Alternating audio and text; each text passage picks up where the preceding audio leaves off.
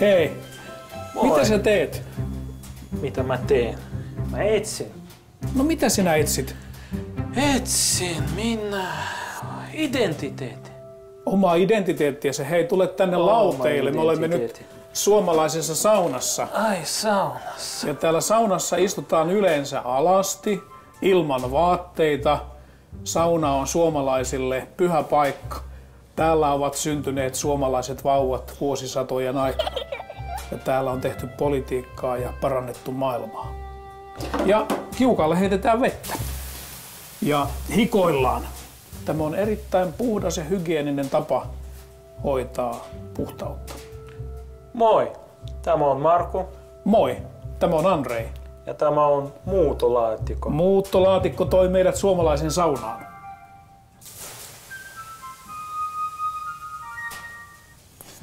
Andrei, mitä mieltä olet omasta identiteetistäsi? No, vaikea kysymys. Ensiksi olen neuvostoliitolainen, koska olen syntynyt Neuvostoliitossa, siis Moldovassa. Ja nyt Neuvostoliitto ei ole olemassa. Ajatteletko edelleenkin venäjän kielen kautta? Ajattelen. Ja mun toinen identiteetin merkki on, että olen venäläinen tai Venäjä ajatteleva ihminen. Ja nyt kun asut Suomessa, niin kuinka usein ajattelet suomen kielellä? Suomeksi. Tapahtuuko sitä ollenkaan? Tapahtuu. Onko se totta, että suomalainen identiteetti kutsutaan myös suomalaisuudeksi? No kyllä se on totta. Meillähän on monenlaisia sanontoja, joilla me kuvaamme omaa identiteettiämme. Yksi tällainen aika populaari vanha sanonta on se, että ruotsalaisia emme ole ja venäläisiksi emme halua tulla. Olkaamme siis suomalaisia. No meidän kaduille kysytään ihmistä, mitä Teemme niin. mieltä suomalaisuudeksi. Teemme niin, katsotaan. Katsotaan.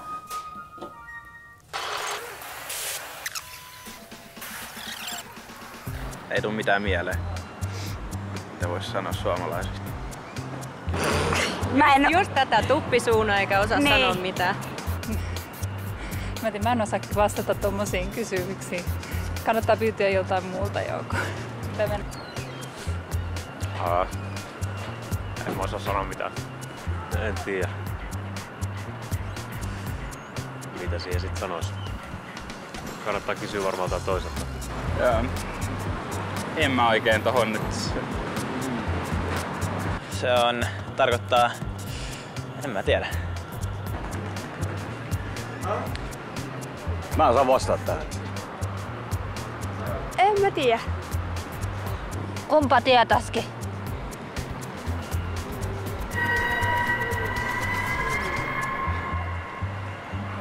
Vaikea sanoa. Vaikea sanoa. Täytyy oikein miettiä. Hetkinen.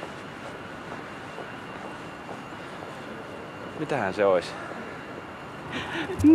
Ei minä osaa sanoa. Minä olen 50 vuotta ollut pois täältä Helsingistä.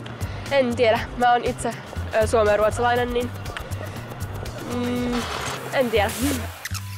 Kiitos muutolaatikko. Tämä on monitoiminen laatikko. Tämä on monitoiminen laatikko, kyllä. Se toi sinut Suomeen ja se toimii myös TV:nä. Niin. Onko se totta, jos suomalainen muutti Ruotsin, hän ei ole enää suomalainen?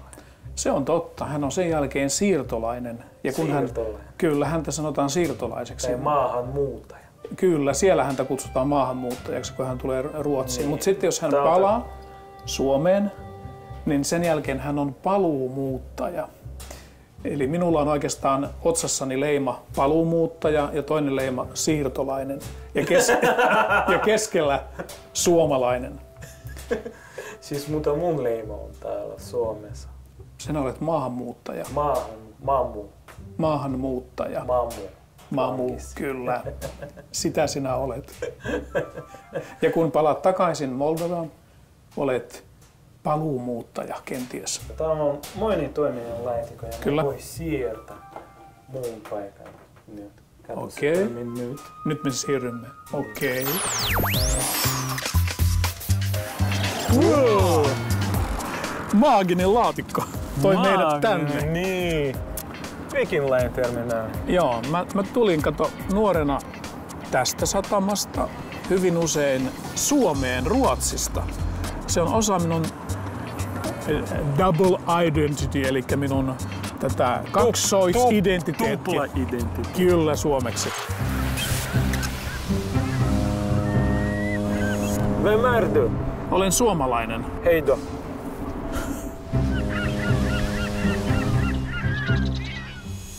No mistä tulet? Tukholmasta. Näkemiin.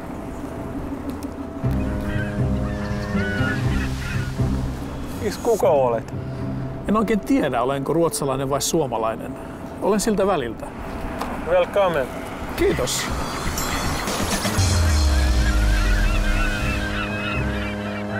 14 vuoden ajan vietimme siis Ruotsissa ja se tietysti vaikutti minun identiteettiin, että oikeastaan minulla on kaksoisidentiteetti. Olen osittain ruotsalainen ajatukseltani ja mieleltäni, osittain suomalainen. Ootko Suomen ruotsalainen tai Ruotsin suomalainen? No, minun mielestäni olen suomalainen, jolla on myös ruotsalainen identiteetti osittain. En koe olevani tällainen tyypillinen Ruotsin suomalainen, koska siihen liittyy määrätty leima Suomessa varsinkin. Ja sen kyllä huomaa keskustelussa, kun tulee paluumuuttajista puheen, niin heidät leimataan määrätynlaisiksi ihmisiksi. Nyt on aika siirtää tästä. Kyllä! Mä oon suomalainen ihan selkäydimeästä. Musta ei tule ruotsalaista tekemälläkään. No se tarkoittaa vähän, on tätä historiaa takanapäin ja on sodat on takana ja vanhemmat on suomalaisia ja suomalainen kulttuuri. Okei, joka paikassa on kulttuuria ja hyvää kulttuuria, mutta jollain tavalla sitä tuntee, kun syntymästä saakka ollut suomalainen, niin sitä niin kuin tuntee aina olevansa suomalainen. Ei sitä oikein osaa selittää. Että. Se on veressä tämä suomalaisuus. Että se tuntuu joka paikassa. Sinulla omasi on veressä myöskin. Niin. Se tulee jokaisella olemaan. Minä olen lähtenyt vuonna 50 Suomesta, asun Ruotsissa jatkuvasti. Ja minä olen suomalainen niin kauan kuin minä elän.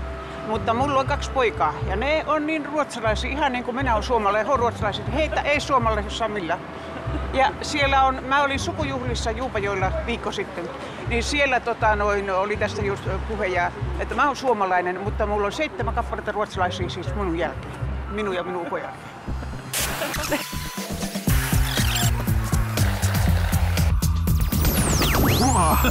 Missä ollaan? Me ollaan jäähallissa. Tämä on suomalaista identiteettiä. Jääkiekko, jäähalli. Ja kun Suomi pelaa Ruotsia vastaan, niin silloin huudetaan niin paljon kuin jaksetaan. Suomi! Koska sä asut Suomessa. Yeah. Kun Suomi ja Ruotsi pelaavat, niin minä huudan niin paljon kuin minä jaksan Suomen puolesta. Mutta kun mä asuin Ruotsissa 14 vuotta, niin mulla on aika vaikea oikeastaan päättää, että kumpaan mä kannustan, koska molemmat on niin tosi hyviä. Pari vuotta sitten mun vaimoni osti lahjaksi joulun luistimet. Niin, ja sieltä mä aloitin luistella. Sinussa kasvaa vahva suomalainen identiteetti.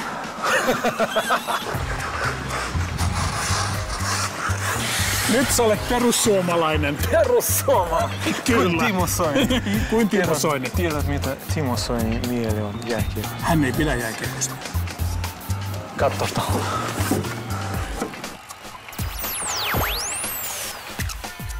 On jo, jalkapallo on vanha oma harrastus, on itse pelannut ja nyt poika pelaa ja sitä seuraan niin kuin penkkiurheilijalla enemmän tämä nykyinen hahmo ei anna paljon muuhun mahdollisuutta kuin kantaa ottavalla puolella olevan. Tietysti kävely, kesällä uinti ja tämän tyyppistä. Että... Ei, siis Timo Soini ei tykkää jääkiekosta. Timo Soini ei pidä jääkiekosta, mutta hän pitää jalkapallosta. No, jalkapallo ei ole suomalainen identiteetti. Ehkä ei niin kovasti. Jääkiekko on kyllä sitä. Tappara, HJK, Pelikans ja niin edespäin. Ketä sinä huudat? Minä huudan Leijonat. Leijonat voittoon. No mä voin sanoa vaikka Porin Ässät. Porin Ässät voittoon. Pelikanit. No miksei, joo no ehkä. No tää on identiteetin osa. Kyllä. Kun olet joku tiimin jäsen. Joukon jäsen tai fani. Kyllä, kyllä. Se muovaa identiteettiä ja vahvistaa sitä. Porin ässät! Porin ässät! Porin ässät! Porin ässät! Porin ässät! Porin ässät! Porin ässät! Se on varmaan, kun saksalaisella olla saksalainen tai norjalaisella norjalainen. Ihan hyvä olla suomalainen. Tietysti ihanaa. Tunnistaa jotenkin ne omat niin kuin, kulttuuriset piirteet itsessään. Tommoset positiiviset, siis niin kuin ennakkoluulottomuus. Mä oon Karjalasta. Karjalasta on iloisia ihmisiä ja vastaanottavaisia. Ja... Kai se liittyy tähän maahan. Suomalaisuus on varmasti tää niin kuin maata, missä asut. Asua hienossa maassa ja turvallisessa maassa ennen kaikkea. Kovaa duunia ja hauskanpitoa. Se on siinä. Olen ihan ylpeä kotimaastani. Isänmaa, ehkä se joku tämmönen juttu voi olla. Ehkä se suomalaisille merkitsee jotain. Synnyinmaata tai isänmaata tai... Oo itsekäs ja juo paljon viinaa.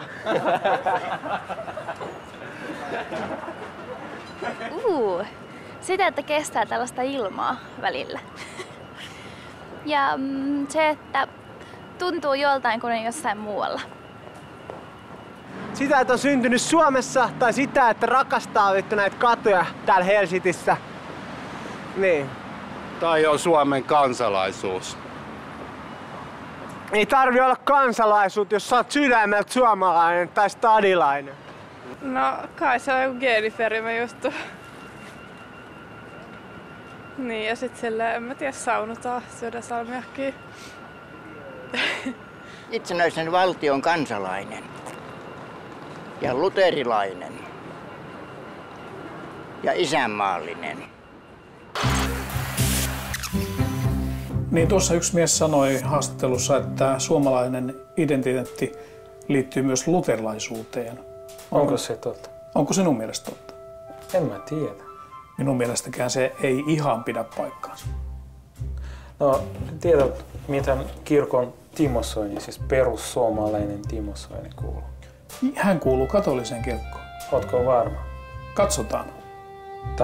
Tarkistetaan asia. Mulla on merkattu täällä niin kuin luterilaisesta katoliseksi. Miksi? No tää onkin pitkä tarina, mutta Otan lyhyesti. Otetaan lyhyesti. No sanotaan niin, että mulla ei ole ollut ton yläkerran kanssa sellaista ongelmaa, ettenkö mä olisi tiennyt, että siellä joku on ja näin. Mutta sitten kun nuori ihminen etsii niin kuin paikkaansa ja rupeaa miettimään niitä asioita syvällisesti, niin sitten mä jotenkin se, mikä tilanne muodostui 80-luvun puolivälissä, niin se alkoi minusta tuntua vieraalta. Ja siinä oli nyt sitten tämä kirkon virkakysymys ratkesi mun mielestä väärinpäin. Ja arvoristiriitoja tuli. Tällaisia tuli ja sitten siinä oli Johannes Paavali II oli hyvin niin kuin rohkea elämän pyhyyttä koskevissa asioissa ja vastusti kommunistista diktatuuria ja näin. Ja tästä syntyi semmoisia ituja sitten niin kuin tutkiskella asiaa ja sitten vielä se, että menin Irlantiin Interrail-matkalla, niin sitten siellä tuli vielä sellainen kokemus, että joka ei sitten mahdollistanut enää mitään muuta minun kohdallani ja mulle asia selvisi sitten siinä ja se on mun polkuni ja mun tie, niin ei se välttämättä kaikkien ole, mutta mulle kyllä tuli kertalinttuulla selväksi.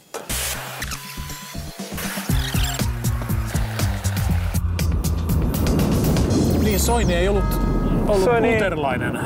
On ollut, mutta ei ole. Ei ole enää, hän on katolinen tällä hetkellä. Mutta suomalaiset ovat suurin osa heistä on luterilaisia. Se on osa suomalaista identiteettiä. osa tai koko Suomen identiteetti? Ei, minulla esimerkiksi ei ole luterilainen identiteetti. Kuulun vähemmistökirkkoon itsekin. Helluntalaisuus on maailmanlaajuisesti paljon suurempi kuin luterilainen kirkko. Helluntalaisia on, jos karismaattisesti otetaan mukaan, niin noin 500 miljoonaa, luterilaisia noin 70 miljoonaa kenties. Mutta silti voin sanoa näin, että minun identiteettiäni suomalaisena muovaa yhtä lailla luterilainen kristillisyys kuin vapaiden suuntien kristillisyys. On osa suomalaista identiteettiä. No, mun identiteettikin on kristitty. Ihan totta. Ja mun ensimmäinen identiteetti on kristitty. Ihanko totta? Mutta sinä olet Moldovasta ja olet kasvanut Neuvostoliiton aikana. No, kulttuurisesti olen ateisti. Ihanko totta? Niin, olit ateisti aikaisemmin, mutta mitä sitten tapahtui, että sinusta tuli kristitty? No, tulin uskoon. Niin kulttuuri voi olla kristillinen, mutta silti sä voit elää ei-kristittynä kulttuurin sisällä. On kokonaan toinen asia, jos ymmärsin sinua oikein, se, että löytää kristin uskon omakseen, tulee kristityksi. Sinulle tapahtui se jo Neuvostoliiton aikana, niinkö? Moldovassa. Niin. Mielenkiintoista. Niin, Aleksanteri on myöskin vaikuttanut Suomen historiaan. Hänen patsansa on tässä. Ja hän tulee toisenlaista kulttuuritaustasta ja kenties voimme sanoa myöskin näin, että erilaista uskonnollisesta kulttuuriviitekehyksestä. Eli siis meidän identiteettimme muokkaa monet asiat, kun puhumme kansallisesta identiteetistä ja hengellisestä identiteetistä.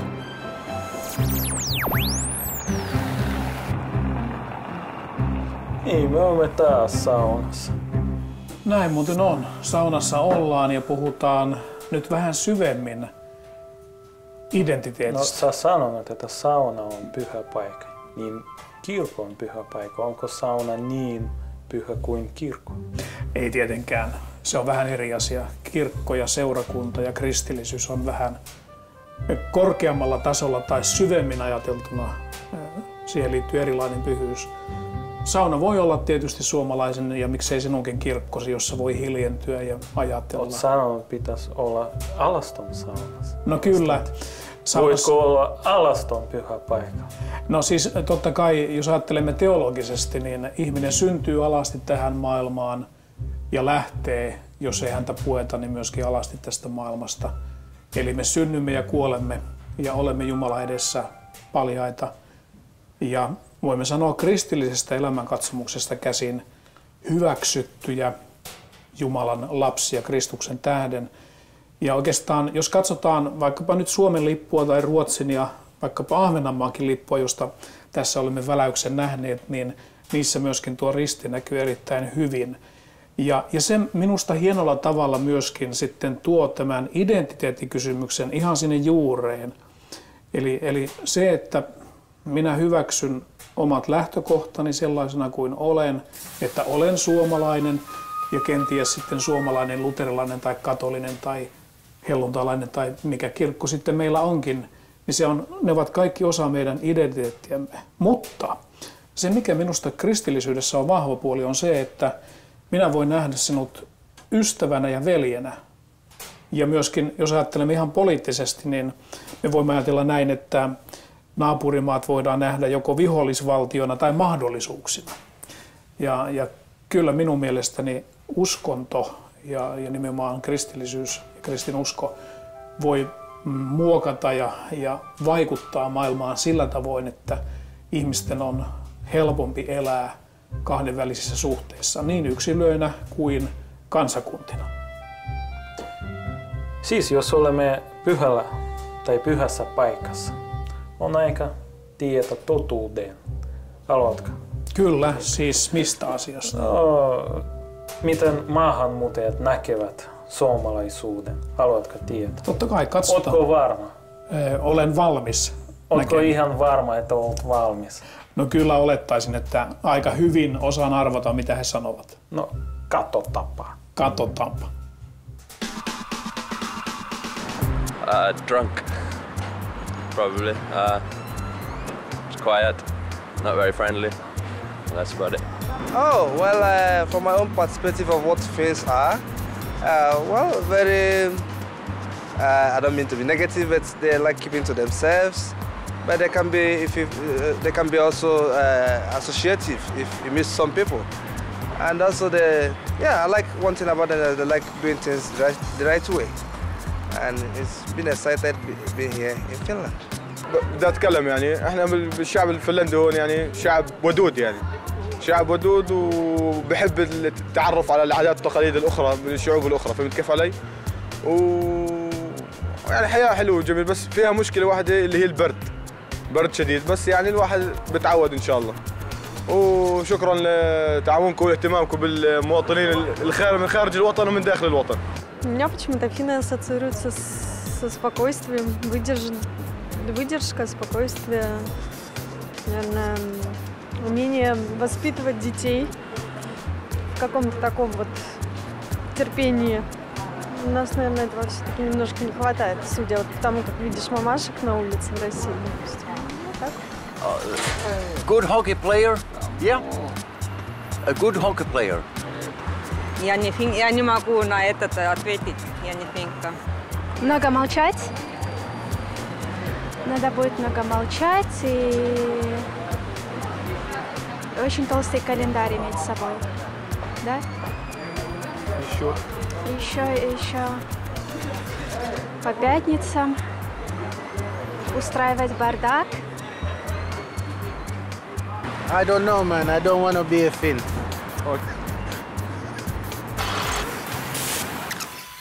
Oletko samaa mieltä? Näiden kadulla vastanneiden kanssa? No, en ihan kaikesta. Minun mielestä yleistäminen on aina vaarallista. Kaikki eivät ole juoppoja, kaikki eivät ole hiljaisia ja niin edespäin. Mutta toisaalta olen samaa mieltä, että siinä on myöskin vinha perä, mitä he sanoivat. Osa on valitettavasti maassamme kovasti alkoholisteja. Mitä tapahtuu? Mitä tapahtuu? Mitä tapahtuu? Tämä vie meitä jonnekin.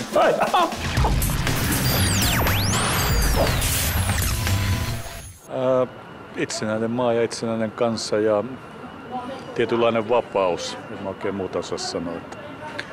Tosin nykyisin menee aika huonosti asiat Suomessakin, niin kuin kaikkialla muuallakin maailmassa. Me ollaan osa eurooppalaisia ja iso Venäjän naapurissa ja nyt ollaan juhlittu just talvisodan 70-vuotispäivää ja linnanjuhlat on edessä, että on hienoa olla suomalainen.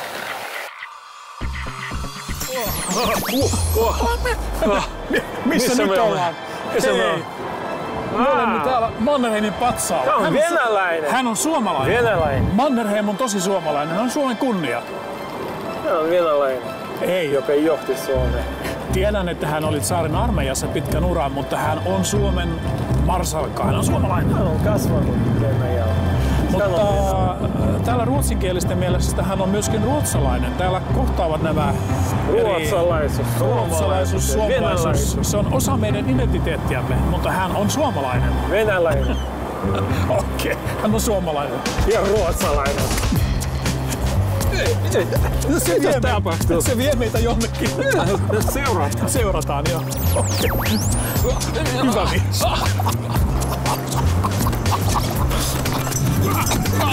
Mihin se vie meitä? Wow. Missäs me olemme? Ne on pysähtynyt. Muutolaatikko. Mikä tämä paikka on? Rautatieasema. Miksi rautatieasema? Aivan oikein. Olemme Helsingin päärautatieasemalla. Täällä on historiallinen merkitys Suomelle. Mitä se on? Missä se tulee? Puhelin soita. Täältä.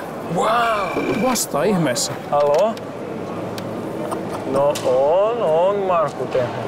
Nyt yhdistetään.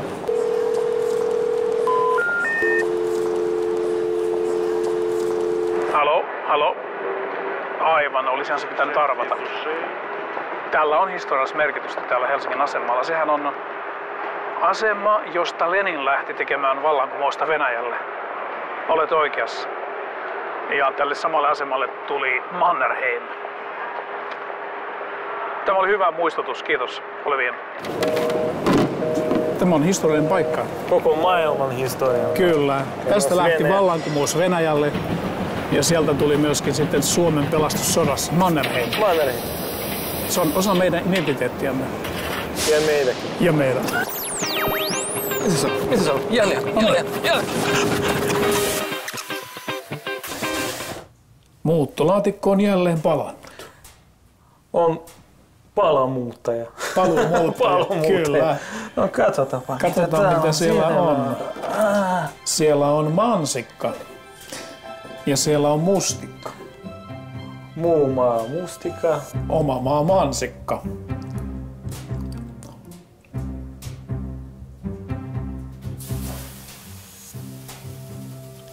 Siis mitä yhdistää meitä?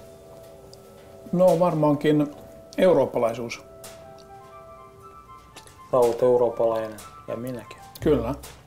Mä oon kristitty. Minä olen myös kristitty. Mutta silti mä voin kokea veljeyttä muiden kristittyjen kanssa, totta kai. Totta kai. Ja myös muiden maahanmuuttajien kanssa, eivät he ole minun vihollisiani. On kysymys asenteista.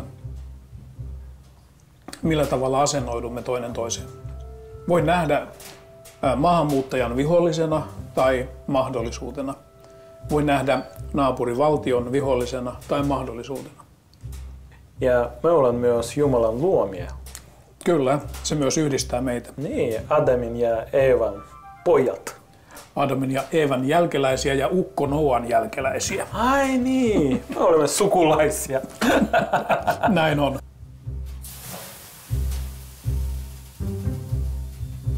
Tämä oli Muuttolaatikko, Andri Mothinga. Ja Markku Tenhonen. Heippa. Moi. Moi.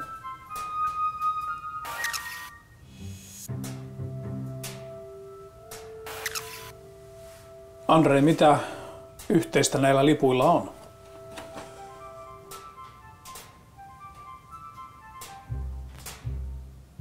Mitä yhteistä näillä on? Se on risti. Se on muuten risti. Se on yhteistä.